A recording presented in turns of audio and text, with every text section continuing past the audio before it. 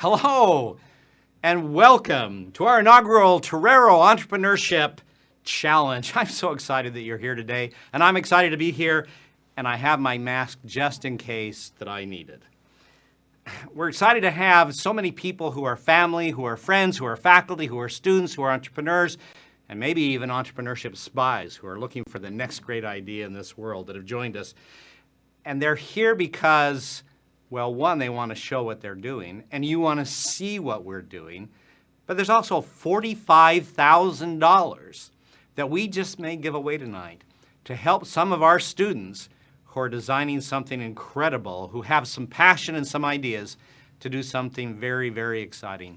You know, it was just 5 years ago that engineering didn't have an entrepreneurship program. It was only 8 years ago that we started an engineering school, and we've done a lot in that time.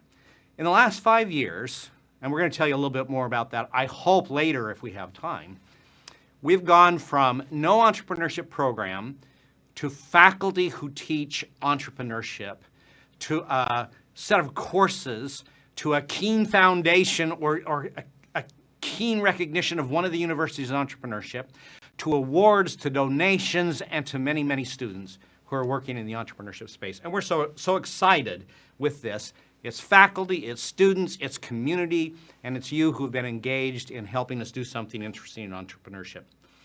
You know, and it's no wonder. If you look around us in the last couple of decades, you see a lot of engineers and computer scientists who started their own companies.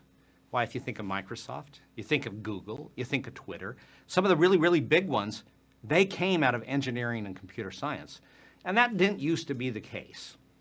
But I want to be fair. Entrepreneurship is highly interdisciplinary. Really, you need a team of people with lots of different disciplinary depth. So this particular award, set of awards tonight in our program, focuses on technology and students who come to it from that viewpoint and are gaining other viewpoints. But at USD, we celebrate entrepreneurship in many ways. We have many different events, our Social Innovation Challenge, our V2 Pitch Competition, the Tech Award that we're doing tonight. And we're working together to create an environment around entrepreneurship. And it's because students and society wants what we're doing.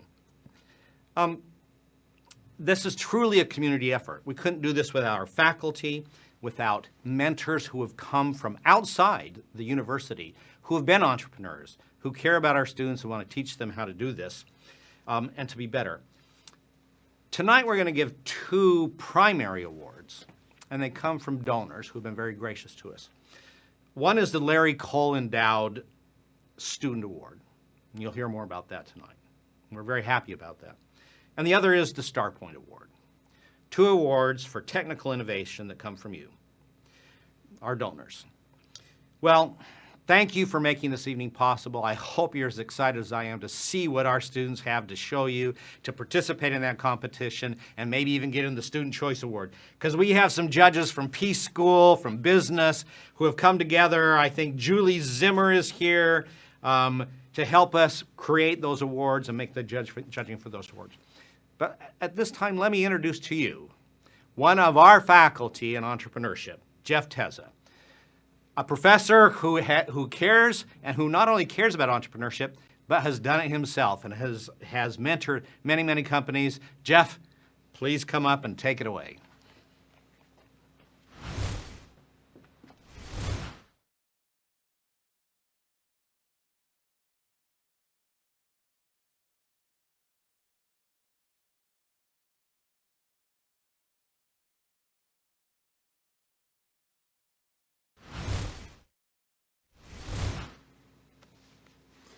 Thank you, Chal. So let me see here. There's room in the front seats. Oh, wait, the room in the front Zoom windows, maybe. I'm told there's 45,000 people watch. Or wait, no, that was $45,000 we're going to give away. But there's at least a couple hundred people that have signed up for this, and I'd like to welcome all of you and thank you for making this a special event, not only for all of us in the Etrack program, but also for the students, and I think you're going to be impressed with what you see tonight. Etrack is It's a track within engineering that focuses on creating an entrepreneurial mindset. And an entrepreneurial mindset means essentially 3.5 or 4 things. One is it means curiosity, persistent curiosity. It means connecting what you see with first principle science so that you can solve problems. And the third thing is it means creating value for customers within the structure of your organization, or even going outside of the structure of an organization to create a new venture. And so when you see these videos and you see the pitches today, think about those 4 things and see how well we've done in getting these students to be curious, connected, and creating value. As Chell mentioned, we have teams from across the campus today. The thing that differentiates the School of Engineering is that all of these projects were considered technology-based, and Venkat will give you a little bit more detail on that judging criteria, but it really means that they're applying technology in a unique way, or they're developing and using new technologies.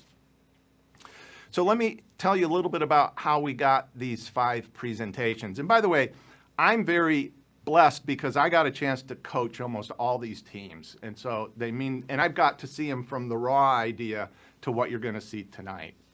So first of all, we started with 12 submissions that were essentially one-pagers. And out of those 12, a few, 3, basically removed themselves from the process. And so we had 9 of them go into what's called the Starpoint Accelerator. And in the Starpoint Accelerator, we essentially gave them some compensation to help them fine-tune their presentation and develop the videos that you're going to see tonight. From those 9, we had the panel of judges that you'll see a little bit later get that group of 9 down to 5 finalists. And so today, you're going to see the 5 finalists. I would like to thank the judges and comment a little bit about their experience. It's my understanding that these judges have 1 billion years of experience. 1 billion years of experience starting companies, investing in companies, doing tax write-offs on companies that didn't work, making money on companies, running big companies, hiring, firing.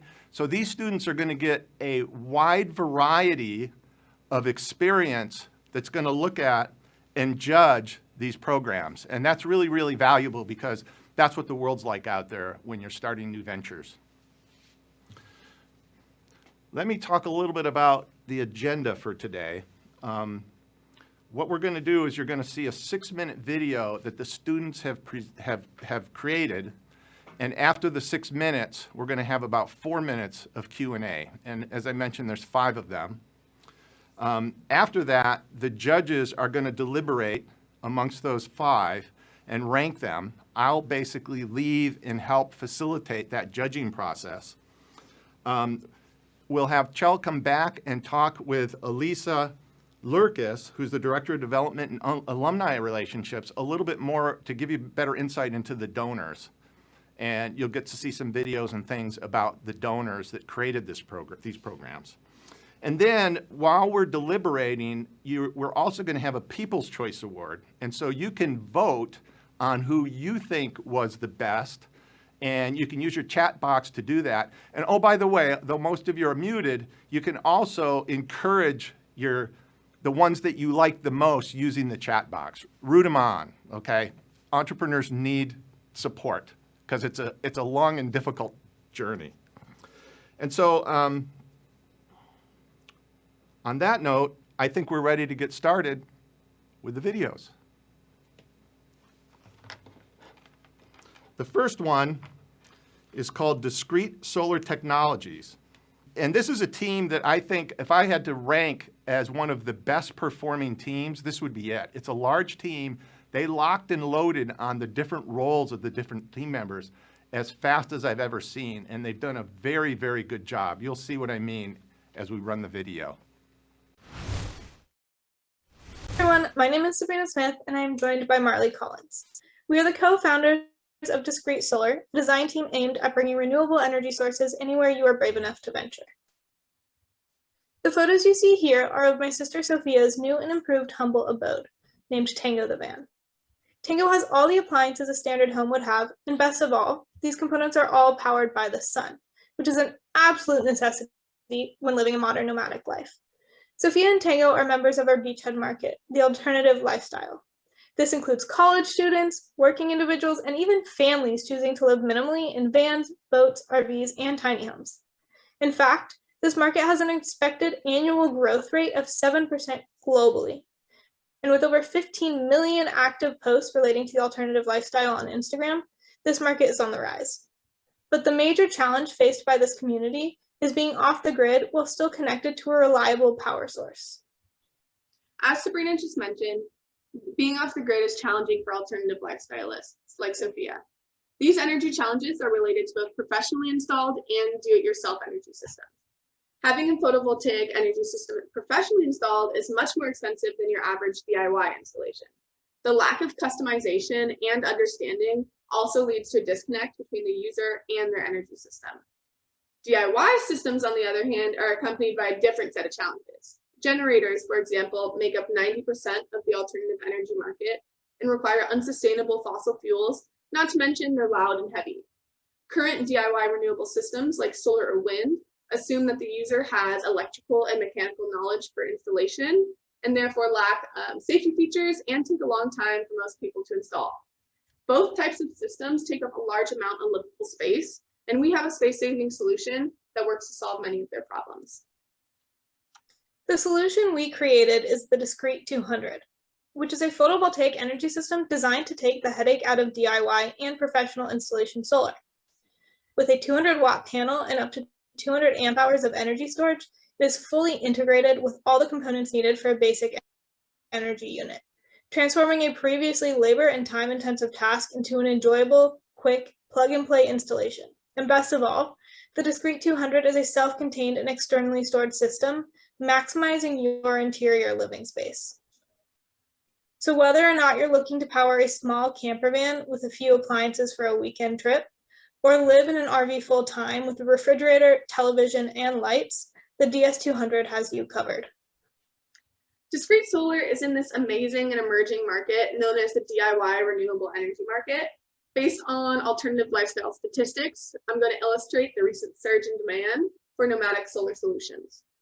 The push for renewable energy has resulted in the solar industry becoming really big, and the RV industry has a consistent 7% compound annual growth rate, with over 25 million Americans traveling by RV each year. Tiny homes have grown in popularity so much so that IKEA is now offering a do-it-yourself tiny home. Van life is a nomadic lifestyle that is trending on Instagram with the hashtag van life amounting to over 9.5 million posts, which has increased 500,000 just in the past 2 weeks. The DIY renewable energy market is a combination of each of these sectors, alluding to the extreme potential of growth. There are obviously other energy systems on the market, but the DS200 offers a unique solution.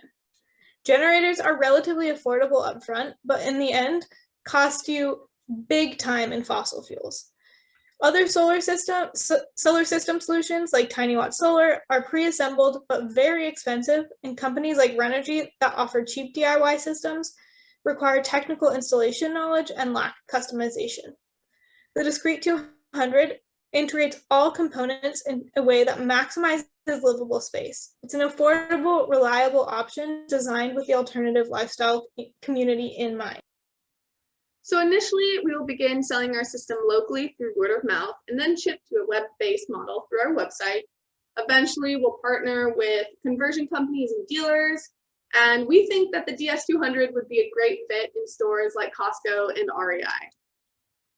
The DS200 is priced at $5,000 and $5,500 per unit, which is much cheaper than our competitors while still giving us a really good profit margin. And the modularity of the DS200 allows you to increase your energy storage capacity by integrating 2 or more systems together. Add-ons and upgrades are also a great way to bring in revenue and maintain our customer base. And eventually, we want to produce all kinds of renewable energy solutions like portable solar chargers, smaller and larger scale systems.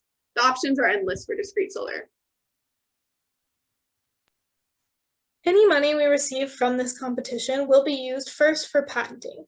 We are actively working on filing our provisional patent application thanks to the money we received from the Starpoint Accelerator competition, and we would like to file a utility patent as soon as our funding allows us to.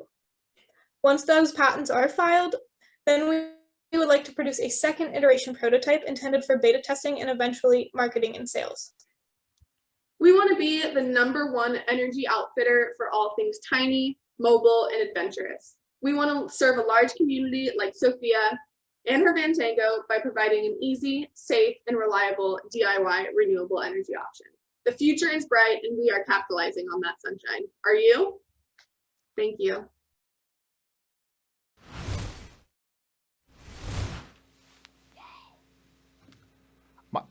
My question is, can I have one? Although we may have some other questions. I'm waiting to see. I can have one, right, Marley? If you pay me good, yes, absolutely. For a mere, what was it, 3,500, 5,500? Exactly, yes. So here's the first question. Have you thought about cost reductions you might be able to implement after your first prototype? Yeah, absolutely. So right now we are buying everything one at a time, but eventually we would like to buy wholesale and create partnerships with battery companies and things like that. And solar panels, that's going to be a big cost. And so by buying in bulk, we'll definitely be able to reduce costs. Okay, here's another one. Have you been able to verify your price points with DIYers? Yeah, so we have done quite a few market surveys and asked folks, DIYers, what they would be willing to pay for the DS200. One of those people is Sophia, Sabrina's sister, and that $5,500 is definitely within the price range that DIYers are wanting to spend on a solar energy system like ours. Fantastic. We're going to move along. Thank you very much, Discrete Solar. Good job.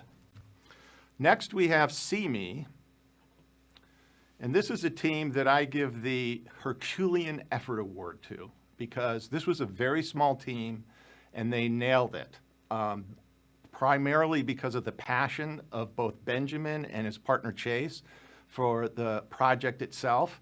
Benjamin lives in the cold country on the coast of Canada, and you're going to hear a little bit more about that. So here's the Herculean team, CME.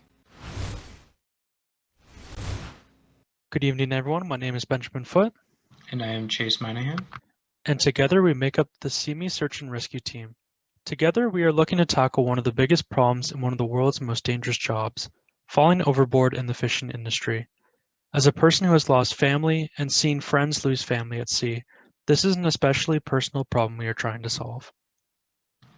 To better understand just how dangerous this profession can be, here's an overview of some statistics of this industry in Canada and the United States. The Globe and Mail called commercial fishing the second deadliest job in Canada, just behind logging. In the US, the US Bureau of Labor Statistics shows that fishing is twice as fatal as the next deadliest job in the country. 43% of deaths in this industry in Canada are caused by going overboard, while 31% in the US. Because of this, we have made it our goal to reduce the mortality rate due to falling overboard within the fishing industry, with a current focus on the North American market. Our solution is to create a device that aims to improve the effectiveness of the current search and rescue procedure while being easy to integrate into fishermen's lives. This device will be made up of two parts, the Buoyant Electronic Location Limiter, BEL, and the Onboard Location Alert System, OLOS. The BEL is a peripheral for personal flotation devices that is packaged with electronics used to receive, process, and transmit the GPS coordinates of a person when they have fallen overboard. Knowing where the missing person is located will prove to be vital in the search and rescue operation, especially when visual contact cannot be established. The BEL is also equipped with a water sensor, which alerts the OLOS that a person has fallen overboard and immediately starts broadcasting its GPS coordinates. The BEL will also ask for check-ins to ensure that the user is still near the boat. The OLOS is the onboard component of our solution. This system is used to receive the GPS coordinates from the BEL, as well as perform the previously mentioned check-ins. This device is also responsible for creating alerts for those those on board using visual and auditory cues of a potential man overboard, MOB. A simple block diagram of the system at work can be seen on the right side of the slide. From our research, we found that there are a total of 215,000 commercial fishermen in Canada and the US combined. With our current estimated price points, we expect a $62.4 million service obtainable market, and a $624 million service addressable market. Looking beyond to the global market, with conservative estimates, we believe that there are a minimum $14.5 billion total addressable market for a minimum of 5 million commercial fishermen. MOB Guardian is the closest competitor that we have found in our research. Both MOB Guardian and our product provide MOB alerts. However, only our product is able to track the MOB. Our competitor currently charges $2,000 upfront for their device, which we plan to match. However, we have added an additional $30 on top of their $45 subscription fee because of our unique tracking technology. To get our solution to market, we would first reach out to independent fisheries and local marine retail shops. Our product's primary function is to protect the lives of fishermen, and since independent fisheries are traditionally small, tight-knit operations, they will be the most interested in our product to protect their employees. Marine retail stores would also show high interest because they are always looking for the latest fishing gear to sell with few restrictions. To get our product to market and collect valuable user feedback, we are willing to initially lower our upfront cost with a higher subscription price to act as a renter's fee. In return, these early users would get free upgrades. Expanding to commercial fisheries would be the first step in our long-term plan to expand our market. If our product is successful by having proven to save lives, the independent fisheries will praise our product, which will catch the attention of commercial fisheries and generate interest in our product. Once we have established ourselves within that market, we could then look to expand into big box realtors like Pro Bass Shops and Dick's Sporting Goods. We are currently seeking $15,000 for our company. We'd be using these funds to advance the building and testing of our prototypes, hire private contractors to help improve our code and electronic systems, build inventory for beta testing on fishing boats, reimburse out-of-pocket expenses for things like travel for customer meetings, future marketing to customers, and incorporation fees. Our time so far has been devoted to working on assembly and testing our electronic systems. These tests have focused on the reliability of our GPS module and the maximum range of our system communication. Before we have a beta model to begin testing on fishing boats, we will need to integrate our electronics into a personal flotation device using a small, buoyant casing. We would then do our own full system testing in simulated scenarios with our alpha model and adjust as needed to create our beta model. For future models, we are looking to add vital readings to our device to help update those on board with important information that can help make crucial decisions during the search and rescue operation. We would also look at adding voice communication between the bell and OLAS so that key information can be communicated in real time that our other features may not be able to convey. Once again, my name is Benjamin Foote. And my name is Chase Minahan. And together we are the CME Search and Rescue team. If you have any questions or advice for our project, please feel free to contact either of us using the information provided here. Thank you for your time and enjoy the rest of your day. Fantastic, you guys. That was very impressive. Not a big fisherman, but I've caught some fish, this big before, though I try not to go overboard. And in the future, I'm going to make sure I have one of your systems if I do. Let me see what we've got here. There's some questions coming in. Here's one. Have you been able to talk to life preserver manufacturers to see if they're interested in your product? At this time, we haven't reached out to the life preserver manufacturers, but we have been talking directly to fishermen and those in industry, and they have great interest in our products. So that's definitely something that we can look forward to in the future. And here's another one. Is there any protectable IP in your design? Yeah, so one aspect of our IP is creating a device with high levels of accuracy in both MOB, that's man overboard, notifications, and GPS coordinate readings. The most important part of our IP is the packaging system for the bell, the device attached to the fisherman. This packaging system will help ensure we meet our goals of highly accurate readings, while also being watertight to protect the electronics, as well as lightweight and compact. This is because if the bell is packaged in a heavy or awkward casing, it can cause other problems for the fishermen. This would ultimately lead to the fishermen not wanting to use our device due to the discomfort it creates, something that we see with life jackets in areas where they're not mandated. This lends itself well to a few options for our business down the road, including but not limited to method patents or licensing the subsystem to life jacket manufacturers like you'd already mentioned. Sounds great. Sounds like you guys are getting close to the fishermen to really understand what the issues are. Do we have any more questions for Simi? I don't think so. Okay, we're going to move forward. Thank you, Simi. Good job. Thank you, Jeff. Next up, we have Second Win. This is a team that, when I think about this, I think this is a cool thing because they started with sustainability and it led them to this very unique competitive advantage. And I think you'll see what I mean here. But the curiosity was driven by sustainability. And I'm going to introduce them now. They're called Second Win, and you'll see what I mean when you start to see what their plans are. Take it away, Second Win. The world is becoming more dependent on renewable energy every day, with wind energy being at the forefront of this green energy push. The problem is there are currently over 60,000 active wind turbines in the United States today, with this number expected to double in the next decade. The lifespan of a wind turbine is approximately 20 years, with turbines starting to expire now. Every year, roughly 8,000 wind turbine blades are disposed of and sent to landfills. In addition to being costly to decommission, these blades occupy lots of space in landfills and never decompose. Currently, there are over 4,000 turbines or 12,000 blades that are more than 20 years old sitting on site of a wind farm in Palm Springs, California. So what do we do about this problem? Hi, I'm Kendrick. I'm the team leader, and this is Team Second Win.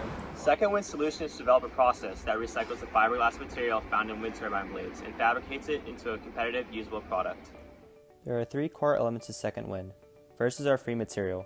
Wind turbine decommissioning companies will pay us to take turbine blades from them, offsetting transportation and labor costs, leaving us with free material. Second is our products will meet industry standards while maintaining a competitive price. Lastly, our products, through our innovative process, will be made from 100% recycled fiberglass, giving Second Wind an environmental edge over our competitors. So, how does this process work? Well, we'll start by intercepting a wind turbine blade that's on its way to the landfill. Here, I have a piece of an actual wind turbine blade that we got from Palm Springs, California, just a few months ago. We'll take a piece of a wind turbine blade like this, we'll grind it up with a large industrial grinder, and we'll be left with a pile of fiberglass shards, something like this. We'll take these fiberglass shards, mix them with epoxy resin, we've got a bunch of it right here, and we will be left with a mixture of fiberglass and resin that Second Wind can freely mold into amazing recycled products. The first product that Second Wind is bringing to market is a roofing tile made out of our recycled fiberglass and resin mixture. So I'm sure you're wondering, why does our mixture of fiberglass and resin make a good roofing tile? Well, fiberglass has impressive insulative properties. It's proven to be fire resistant. It's incredibly durable. And in combination with resin, it's waterproof. Second Wind's advantage over other types of roofing tiles lies in its price and in its sustainable manufacturing process. Clay Spanish style tiles are both expensive and they're not sustainable. They need to be heated to over 2,000 degrees Fahrenheit in their manufacturing process, which requires the burning of a ton of fossil fuels. Asphalt roofing tiles are inexpensive, but they're not sustainable either. When we enter the market, we will target builders looking for tiles to cover their new homes, as well as roofing contractors that are called in by homeowners to re-roof their homes. Our total available market is $59 billion. That is, if we re-roof all of the United States' 8.5 million homes that need to be re-roofed or roofed each year. Our serviceable available market is 200 million. We arrived on this number by focusing on the local San Diego market. Our ultimate goal is to fully roof a 2,000 square foot San Diego home with our recycled material. In order to do this, we will need to finance an industrial sized grinder that has the capability to grind large wind turbine blades. We will also need to further testing of our tiles and certify our material and our design. Winning this competition will enable us to accomplish these goals. Thank you so much for listening.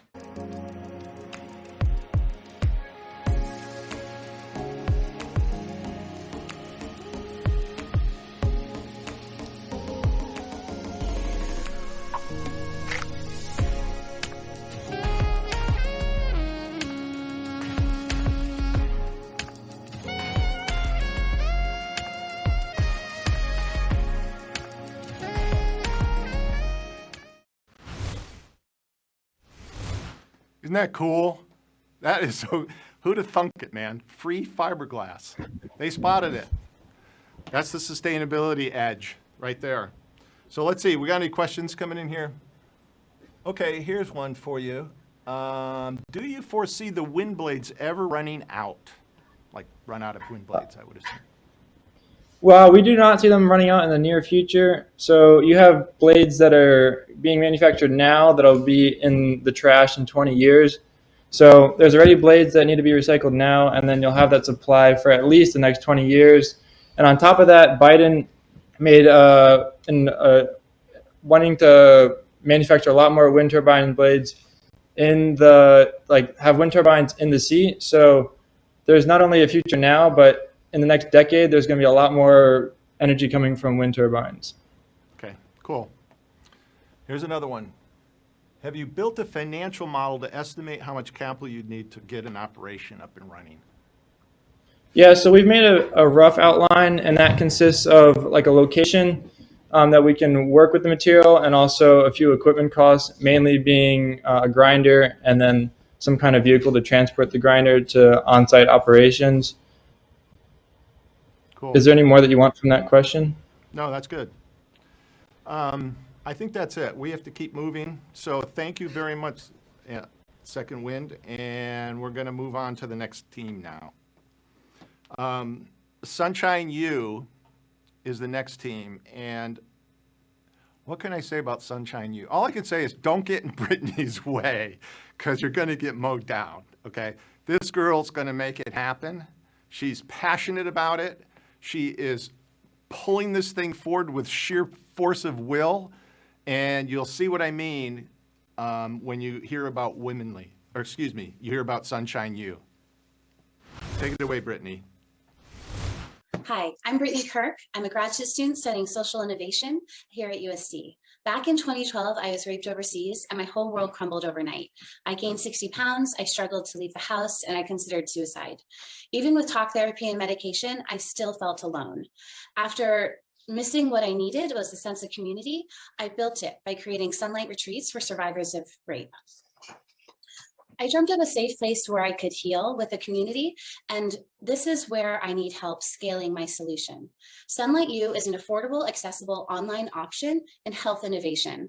I quickly learned that the landscape to treat trauma is underfunded and fractured. There's only 1,300 crisis centers in the United States. Talk therapy has exploded since the pandemic. Talk space is up over 60% since April, but it's all the same model. You talk to a provider in real time using CBT. Sunlight U is different. Mental health officials warned in 2019 there's a dire need for new treatment traumas and the need for new alternative treatment delivery, and Sunlight U meets that. We're designed by a survivor and a trauma specialist to reduce barriers. Here's the competitive landscape.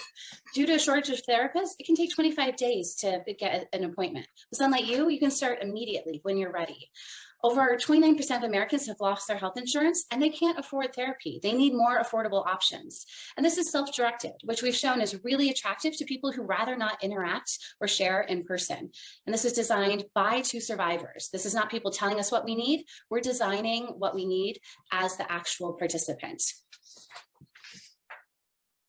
Here is the market opportunity. 70% of adults had experienced trauma prior to the pandemic. And unfortunately, in the United States alone, we have had over 500,000 deaths.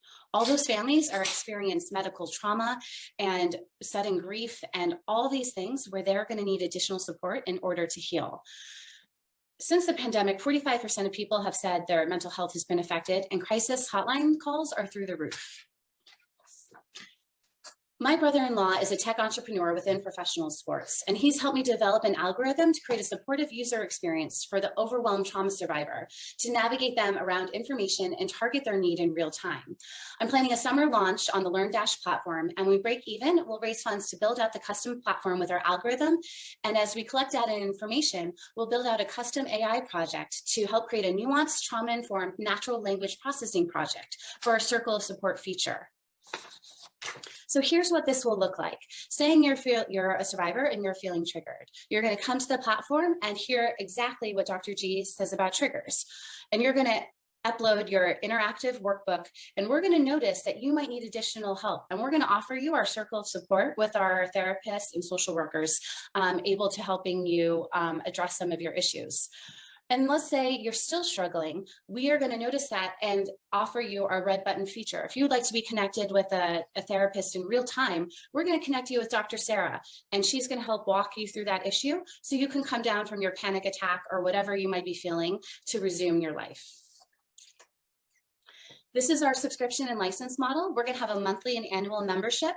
And the most attractive part of this is probably our licensing feature. Not only are we going to work out to health insurance carriers and employee assistance programs, we're going to focus on student health and wellness plans and start at USD as our university pilot partner.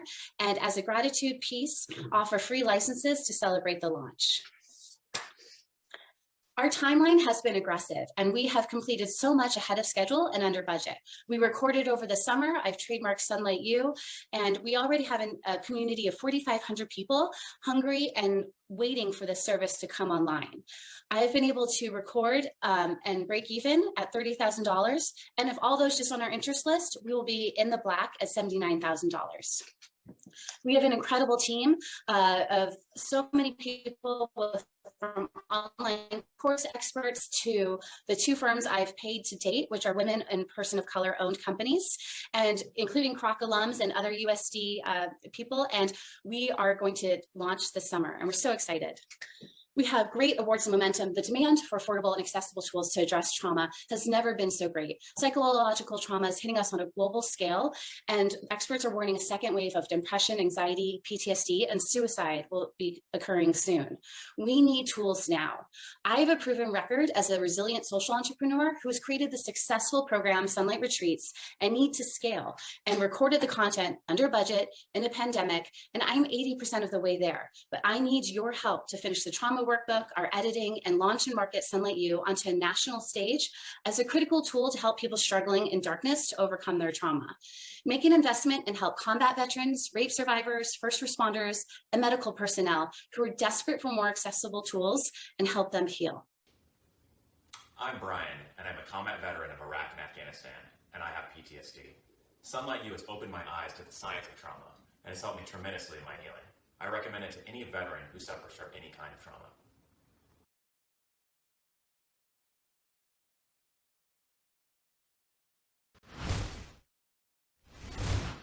Talk about taking an initiative outside of the organization. Let me see if there's a question for you, Brittany. Okay, here's one. Have you thought about the response time for a therapist? What would that look like if someone requested a therapist? Absolutely.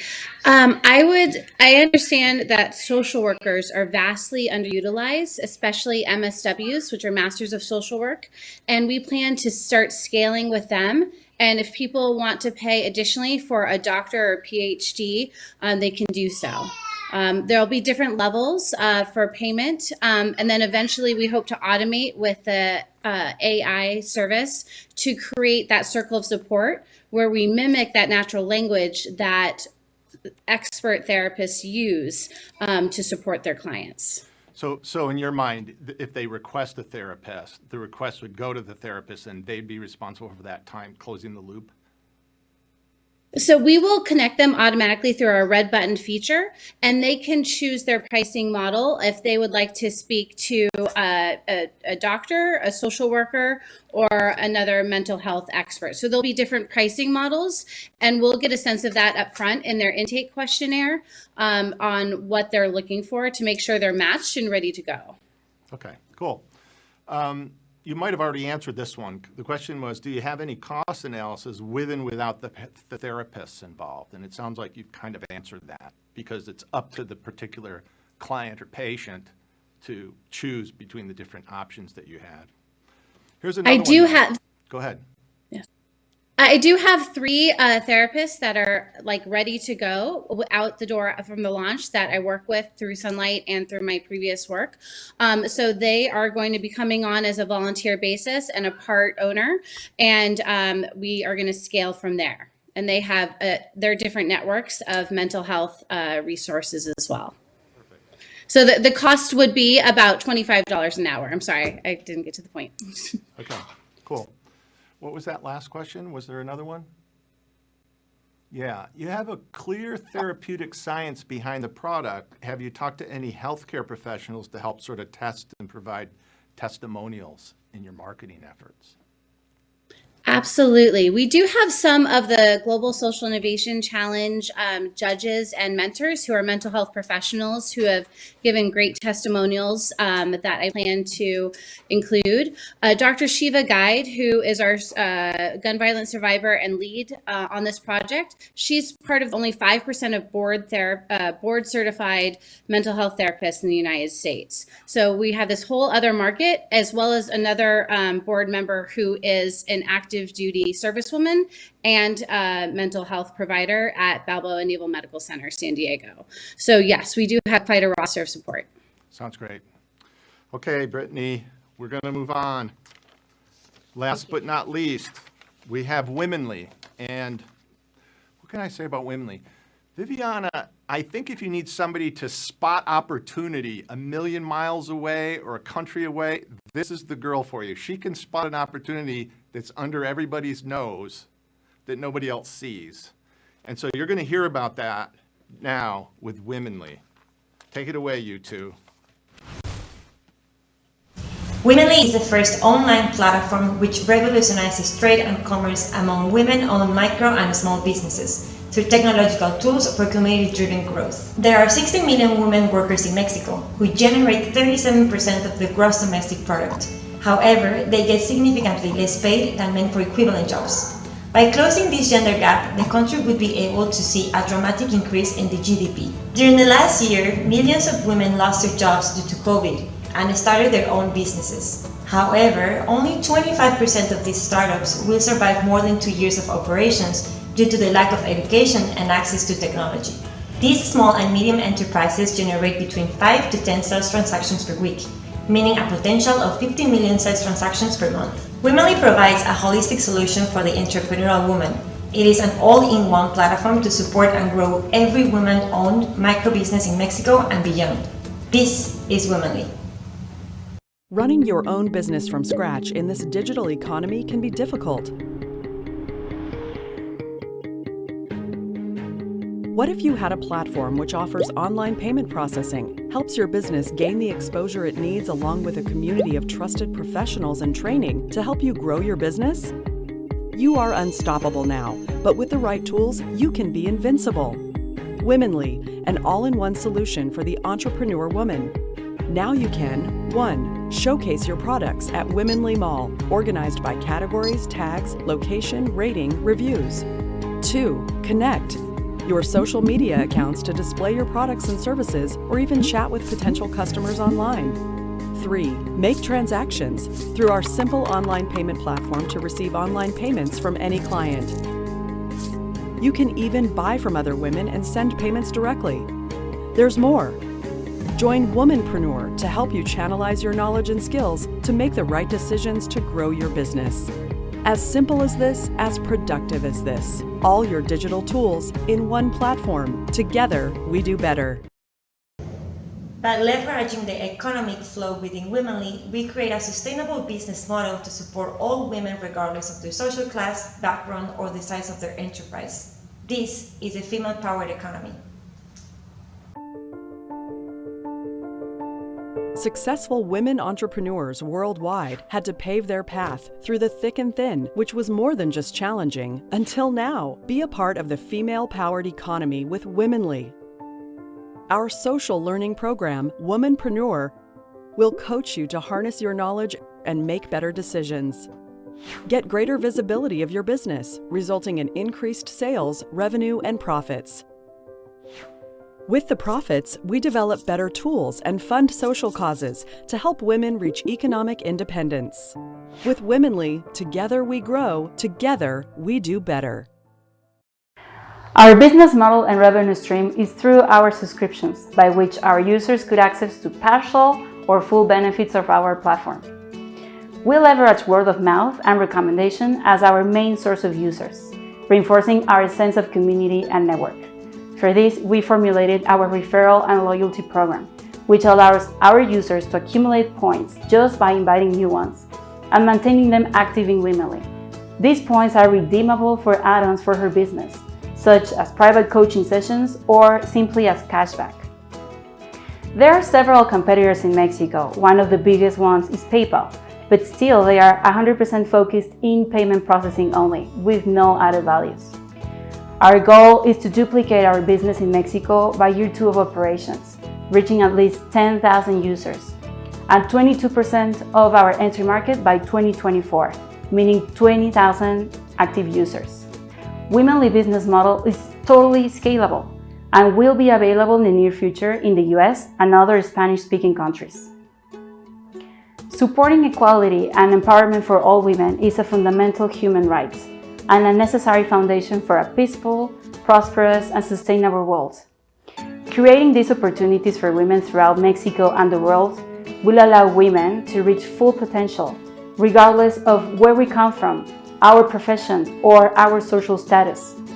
With women rising to power across the globe, women, including myself, truly can achieve anything if we are given equal opportunities. Together, we do better. Las mujeres no saben nada de negocios. ¿Qué no debería de ¿Qué no debería de estar con sus hijos? Ese trabajito solo le quita tiempo. Los mejores chefs son hombres. Los mejores chefs son hombres.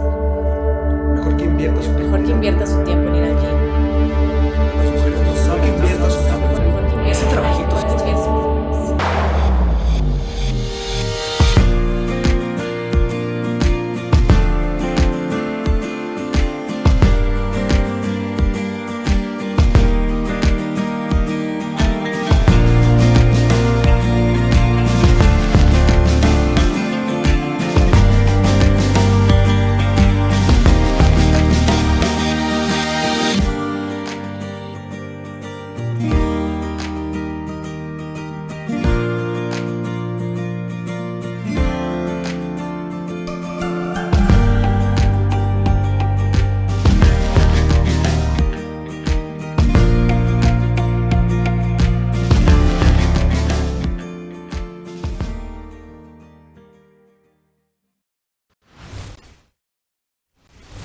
That was fantastic, you guys. What a great video. I was really impressed with that. There's a couple of questions coming in. Let me see. Oh, actually, you might have answered this. Let me throw it out there anyways. Can you expand on your go-to-market plans? How do you get those early users? And I know you talked a little bit about the awards points and giving them awards points, but I'll add another one if you feel like that is the answer. And that is, how much do you think it will take to personalize your services to different countries? Because clearly this is scalable beyond Mexico. Yeah, sure. Well, it's scalable to where we find entrepreneur women, and we can find them everywhere.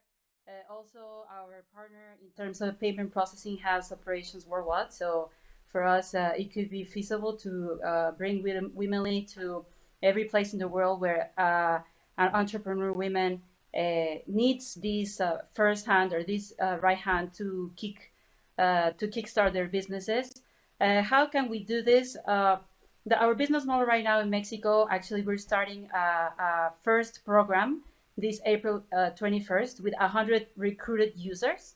These recruited users are going to give us some feedback on how our platform fits their needs. So for us, it's very important to co-create Womenly with our stakeholders. And I think we can replicate this with other markets. Of course, hiring local people who can give us the sensitivity or sensibility of the market is very important. That's great. So language personalization is the dominant thing, it would seem like, because those services Absolutely. are needed by all entrepreneurial women. Okay. Have you gotten feedback on the most valuable elements of your app? You have payments, you have device, you have these different elements. And have you gotten kind of any ranking from the people that you've talked to on the relative value of those? Well, in terms of value, the value that we're giving right now is the simplicity of how simple you can collect, or you can collect from your customers. So you just send a link and then you can collect pretty easily. In this same workshop that we're going to have with 100 users, we intend to get this feedback so that they can give us their perception of how all of our tools work prior to the launch itself of the new features that we are working on right now that are going to be live by the end of May. So yes, the opinion of our stakeholders and how they find our tools is very important for us to improve.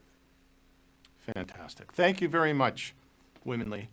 Okay, we have a tough problem now. We have to rank these 5. And so what I'm going to do is I'm going to adjourn and spend some time with the judges and try to get a rank ordering for them for the award ceremony. In the meantime, I'm going to bring Chell back on along with Elisa Lurkis. Elisa is the Director of Development and Alumni Relations, and they're going to talk to you about the donors, a little bit of history and some stories behind the donors. And hopefully, if the judges can make their decision, we'll be back in a little while for the awards. But don't forget that we also have a People's Choice Award that you can use the chat box for. And so you'll see that come up, and there'll be a countdown. And we also want to hear what the People's Choice is amongst them. And there is an award amount for that as well. So on that note, I'm going to turn it over to Chell and Elisa, and I'm going to adjourn to the judges' room.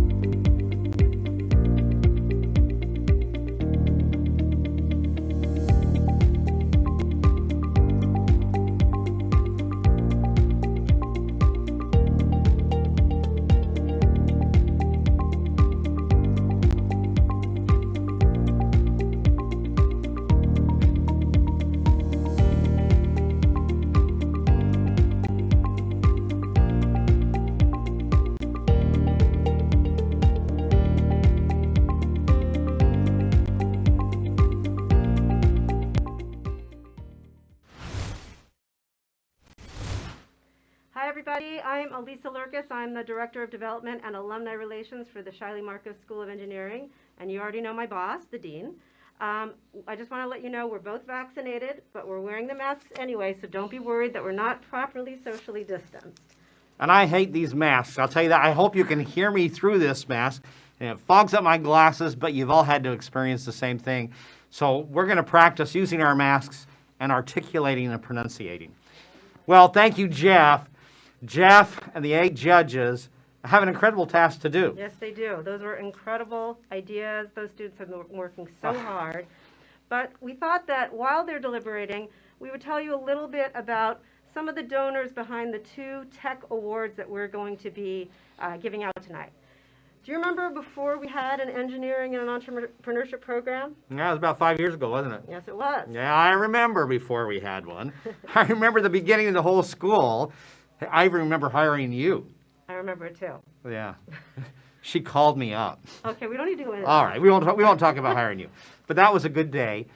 But another good day is when we went to Arizona. Now, I actually lived there a long time. I don't love to always go to Arizona, especially when it's hot. But Elisa and I often travel, and we go meet alumni, and we go meet other people and talk with them about what we're doing in the school, and we hope that we can get some people excited about what we're doing. Well, we had an alum there, who wanted to introduce us to this guy named David. David wasn't an alum, and so we were at this park in Arizona. It was a little bit hot. We went across the street to have something to eat. You remember sitting down and talking with David? How could I forget? Yeah, well, we sat around this table. We had a nice conversation, and it led to something really quite interesting. It led to David saying with us, you know, entrepreneurship embedded inside of engineering and computing, that could be something I'd get behind. And boy, did he. So he came, he visited, we worked on plans, and we ended up with a pretty good-sized donation from David to start an entrepreneurship program inside of engineering. So thank you, David Cohn, who's not an engineer, who is not an alum, but saw what we were doing and became touched, and it helped drive his passion. I remember that. That was a great time for us. Absolutely. We're so grateful. And then not only did David do that, but he introduced us to some other donors that have supported our program. So Yeah. he introduced us to Don DeSanctis, who is like the godfather of our program, if you will. And Don made a donation to create the first and only thus far named professorship in engineering and entrepreneurship within the School of Engineering. And he mentors our students. He's such a wonderful contribution to our school. We're super grateful to him as well. And so, why do you call him the Godfather? Well, so when Don visits frequently and talks with our students frequently, and he always likes to go to this Italian restaurant down the street, which is a very good restaurant. And when he comes in, he has this presence. yes, he does. He has a presence, and they treat him like the Godfather. And when he sits down at a table and he speaks to the students, he just has that aura, doesn't he? You have to listen. You do have to listen. Yeah. But you know what? He did something for us also, Don. What's that? He brought us some other friends along with David. Who's that? Well, between David and Don, they brought us somebody named Carl Delia. Do you remember that? I do indeed. Yeah, well, tell us. So between Carl Delia and David Cohn, they've created the Starpoint Award, which is one of the main awards we're going to be handing out tonight. And Carl also mentors our students and helps contribute to the program in many ways, and we're super grateful to him as well. And we have a video about the Starpoint Award, so I'm excited why don't about we show that. it? Yeah, let's show that. Here you go.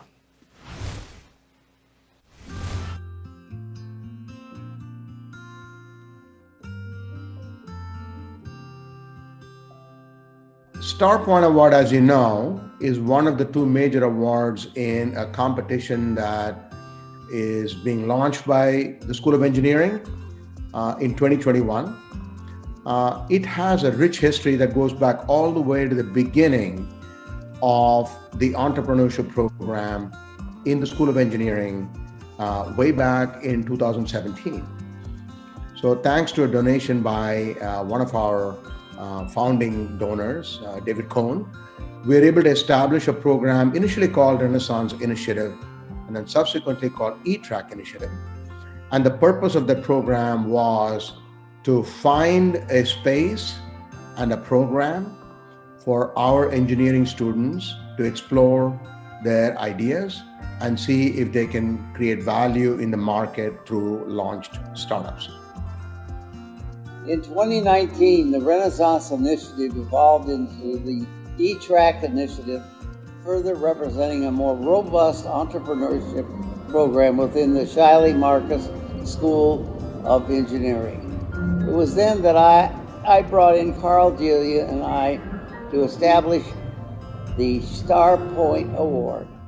The spirit of the Starpoint Award is to celebrate the contribution of the entrepreneurial vision of our students to our society. It is exciting to see the level of invention and innovation by the students. Projects that address improved social conditions, the environment, or quality of life are highly encouraged. Ultimate success is measured on the practical execution of communications to your target market, financial planning, and supply chain logistics. This helps to set the USD program apart from the others. Entrepreneurship is a journey, not a snapshot, which feeds off the creativity, innovation, and resilience, and hard work. Carl and I are proud to be a part of this incredible journey with USD's Etrack program.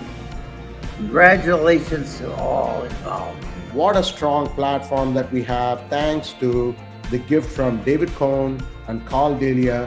Hats off to them for investing in our students and making all this possible.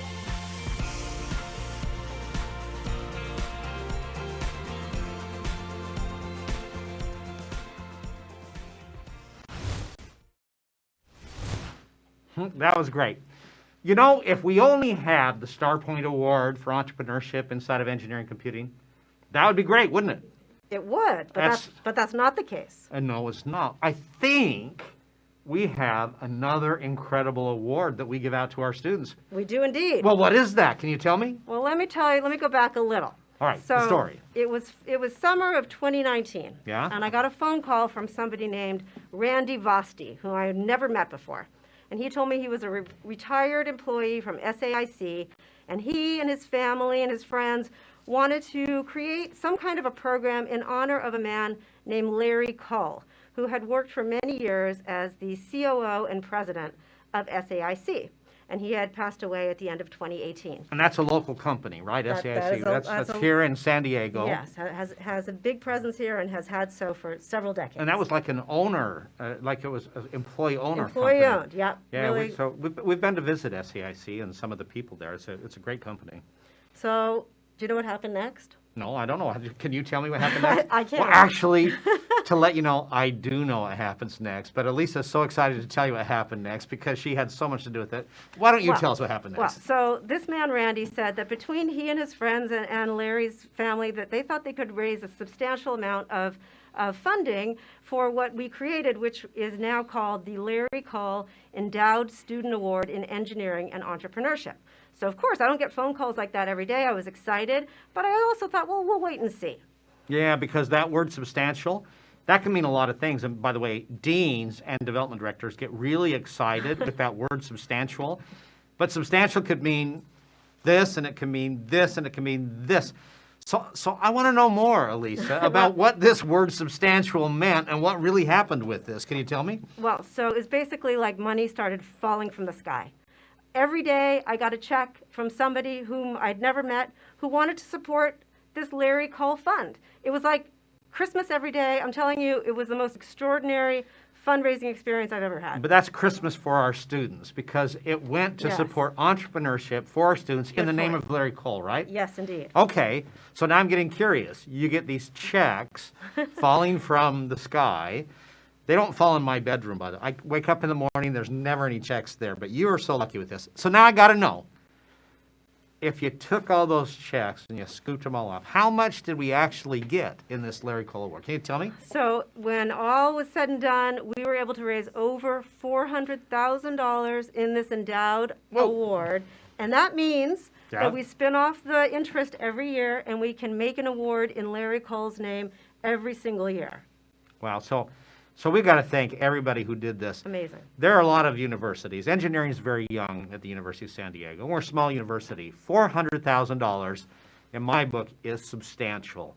It's a game-changing gift for us at our stage of development that's really going to help our students for a long, long time. Incredible. And for all these people to give from their hearts and to do something in the name of Larry Kull, it's just wow. I mean, it's incredible. It was such a touching experience, and we actually have a video about the Larry Kull Award. Well, we got to see that video then. Let's do it. Let's show the video.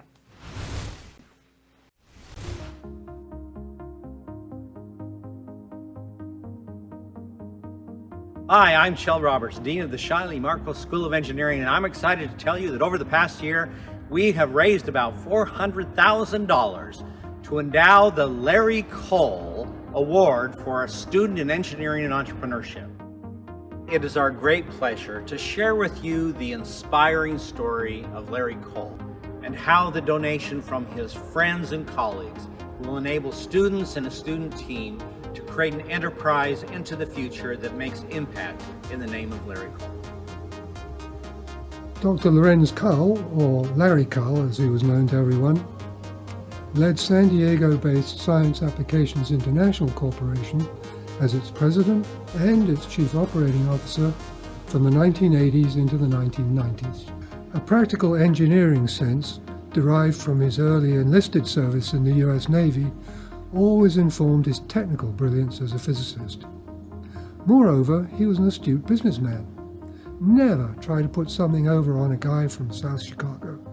His dealings with co-workers and competitors alike were marked by integrity and honesty. Larry was passionate about helping others. Humble, generous, and with unswerving loyalty, he was the very heart of SAIC.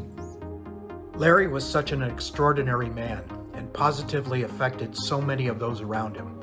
After his passing, friends and former colleagues Hugh Kendrick, Stephen Dalich, and I wanted to find a way to honor him in a far-reaching way he so rightly deserved.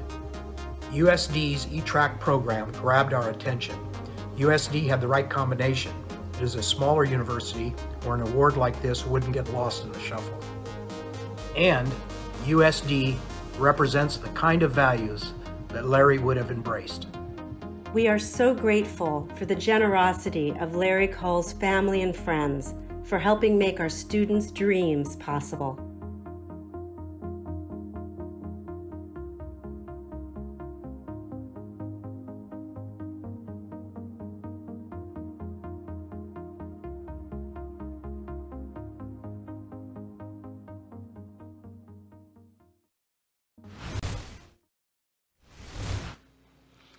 Wow, well, I hope that these videos and these awards are as inspiring to you as they have been to me, Elisa, and to our students. I sincerely want to thank those who have donated to the Starpoint Award. Carl's with us tonight. Thank you, Carl, for everything you're doing to help engineering and computing students and other students across the campus, from business and the Kroc School, do something special with their lives and follow their passions. And thank you to all of you who have donated in the name of Larry Kull to create an award in perpetuity that's going to help our students for a long time. I can't thank you enough, and our students can't thank you enough. We are so grateful. And now, without further ado, it's my pleasure to introduce Juliet Zimmer, who is the coordinator at the Joan B. Kroc School of Peace Studies. And she is going to be leading the People's Choice Award. So it's going to go quickly, so get ready. She'll show you how that's going to go. So take it away, Juliet. Hello, everyone. Thank you so much, Elisa and Shell. My name is Juliet Zimmer, and I am the coordinator for the Center for Peace and Commerce, which is unique in that we are a partnership between the Joan B. Kroc School of Peace Studies and the Business School. In my role, I work with social innovators from all over campus, both graduate and undergraduate students with our flagship program, the Fowler Global Social Innovation Challenge, or GSIG. I'll share more about that in a minute, but right now, the voting. So we are an interdisciplinary organization here at USD, and this campus is critical for the success of students and entrepreneurs. So we are so excited for this portion of the event. This is your chance for your voice to be heard. Now I'm seeing so many good chat votes here. I have been told that there will be an anonymous voting portion with a poll through the Zoom link. So this is just to make sure that we can tabulate all of your votes. So you should see that pop up on your screen now. We are going to give 3 minutes for this vote. So make sure that you vote in this screen here. This is going to show, this is how we're going to tabulate. But I love the enthusiasm that's happening in the chat. Keep that coming. Okay, now I want to talk a little bit about the work that has gone into making this dream a reality here. There's a couple teams that you saw tonight that are also finalists with the Fowler Global Social Innovation Challenge. So I'd like to take a moment to talk a little bit about what the challenge is. This competition is a little bit more like a dove tank than a shark tank. Not to be fooled, as the students will tell you, these judges are sharp and their questions are direct. The unique part is that their social innovation must address a UN Sustainable Development Goal. So special kudos in my book goes to Second Wind, Sunshine U, and Womenly, who are all USD finalists at the Fowler Global Social Innovation Challenge. Now, keep on voting, keep on voting. Keep that wonderful chat happening. I want to see more enthusiasm on the chat here. This is an opportunity for students, for you to give your cheer squad flowers.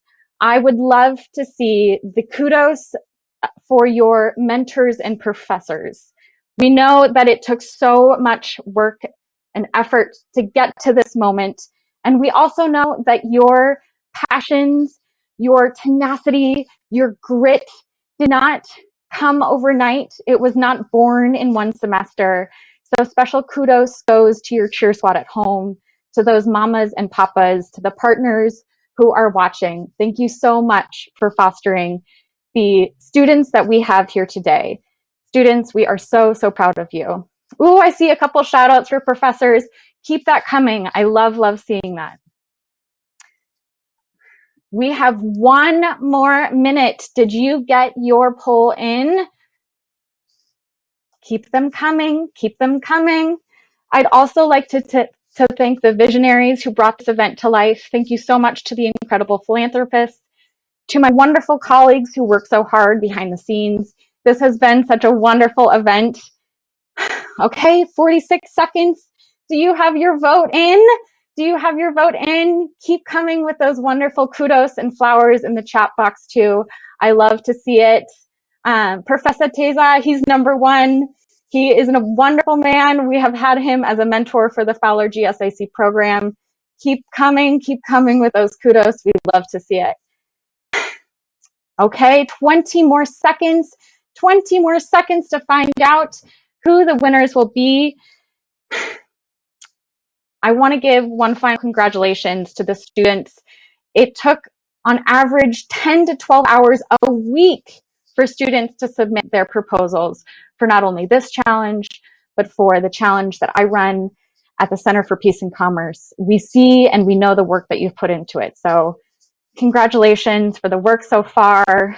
We cannot wait to watch you continue to grow.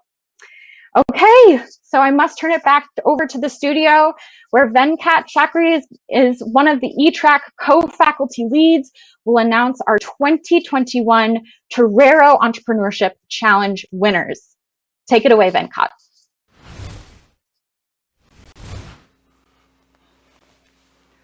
Hello there. How are you guys doing? I hope you're enjoying this as much as I am. So while we're waiting for the awards, I want to give you a little bit of information on the tech competition and the judging criteria. And then I will go through all of the awards we're going to make tonight. So the first thing with the tech competition is that it is a complementary competition to what already exists on campus, which is the V2 pitch, which is the business challenge, and the Global Social Innovation Challenge, which is more about sustainability, community, and things related to the Kroc score. So the way we come in here is we say, okay, what are the companies that have a technology component? And if they have a technology component that's going to enable them to be successful, then come on in, apply to tech. And that's how we onboarded as a first requirement. The second requirement is that the prize money that we give should be such that it should be instrumental in removing some of the risks in the company and helping them launch their company. Okay, so that's the second part. So one of the entries was such that the capital needs that they had was substantially higher. And so in fact, they decided to not go through to the successive stages after initial submission. And the third one is that we look for opportunities where we actually want to see an intersection between engineering and technology on one side and sustainability, social justice, and community on the other side. So wherever we see the intersection, we want to encourage those kind of deals. So those are the three criteria we had going in. And thankfully, the judges actually did a fantastic job. Thanks to all of them. So today, the awards we're going to give are, number one, I'm going to announce 3 semifinalists that are not a part of the 5 pitches you saw today, but they're still going to receive some prize money. So the semifinalists in the tech competition for 2021 are Torero, How About Now, or HBN, and Hugs.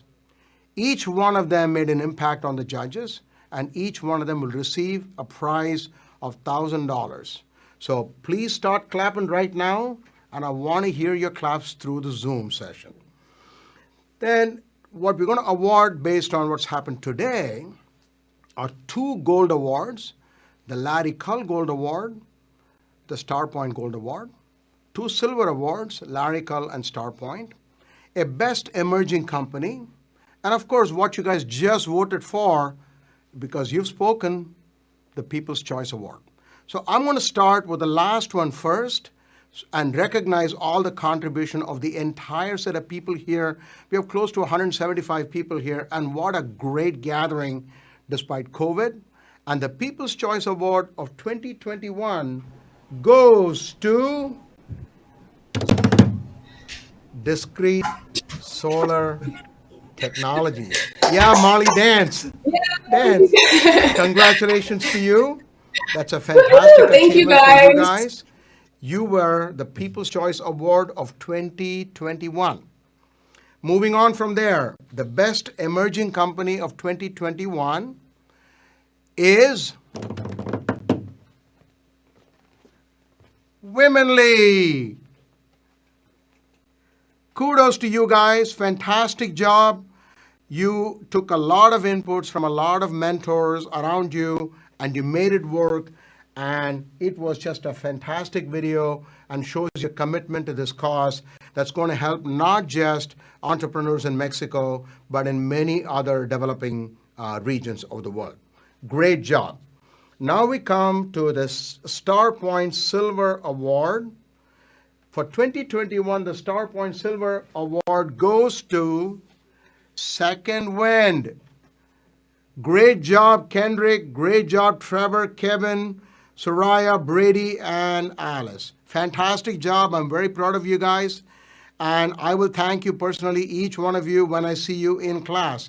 What a great honor for you guys. Keep it up. Keep moving and conquer that business. The next one is Larry Kull Endowed Student Award. This is the Silver Award in Engineering and Entrepreneurship. And it goes to the smallest team today, which is CME. Great job, Ben. Great job, Chase. You guys did a fantastic job. You've actually conquered a very important problem in the market. And I'm very sure that a lot of people who are in the fishing industry and otherwise are going to love your solution. Keep it up. Now we come to the main two. The first one is a Starpoint Gold Award, and that goes to Sunlight You, Brittany. Fantastic. You should be very proud of yourself. It's a very serious problem, and the judges had a lot of interest in the problem that you're attacking, and please stay with it. We can use the kind of help that your company can give many, many people. Congratulations to you, Brittany. And the last one is a Larry Kull Gold Award. Hi, Brittany. I didn't see you on screen. Thank you so much to Larry You're welcome. Cole's friends and You're welcome. family for this incredible opportunity. You're welcome. And by the so time much your for the kids are amazing your age, answers. I hope we have the network and the infrastructure to help the people that you want to help. And the Larry Kull Gold Award this time goes to Discrete Solar Technologies. Fantastic work, fantastic progress, and you guys should be very, very, very proud of yourselves. So not only did the judges speak, the people spoke too, and they were all saying the same thing, that you guys have something of great deal of a value here, so please keep it up. So I want to thank all the judges for the time that they put. I want to thank all the teams for participating. And, huh?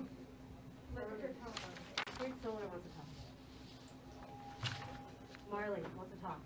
Oh, They Marty, wanna you hear want to my talk? speech. Sorry. I'm sorry. No worries. How do Can you you guys feel, hear me? So good. Ooh, that's my alarm clock, sorry. Thank you guys so much for all your votes and for believing in us. We really appreciate all the support and couldn't have done it without my amazing Discrete Solar team. Thank you guys. Great. Great job, Marley. Keep it up. Keep it up, Sabrina. So I want to thank all the teams for all the countless hours they put into this competition.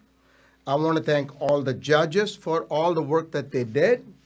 And I just want to conclude by announcing the awards and the amounts that go with the awards. So today we gave second semi-finalist award for $1,000 each, People's Choice Award for $2,000, Best Emerging Company is $3,000.